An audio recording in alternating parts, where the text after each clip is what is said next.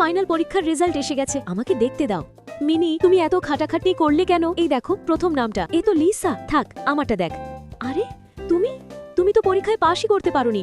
না, এগুলো সব আমার বাবা মায়ের দোষ। আচ্ছা শান্ত হও, চলো টিচারকে জিজ্ঞেস করি তোমার স্কোরে কোনো ভুল হয়েছে কিনা। মিনির সাথে এটাই হওয়ার ছিল। লিসা, তোমার বাবা মা দুজনেই তো টিচার, কিন্তু আমার পরিবার এমন না। তুমি কি সত্যিই চেষ্টা করেছো, নাকি পরিবারকে অজুহাত বানিয়ে চেষ্টা করার নাটক করছো?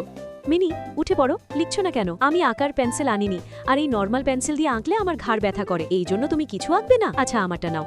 না, আমার পেন্সিলটা নিয়ে আসুক, তারপরে আমি লিখব। তোমার টেবিলের এই অবস্থা কেন? এগুলো ঠিক করে পরে পড়ো। তোমাকে দেখে তো মনে হচ্ছে না যে তুমি পড়াশোনা করছো।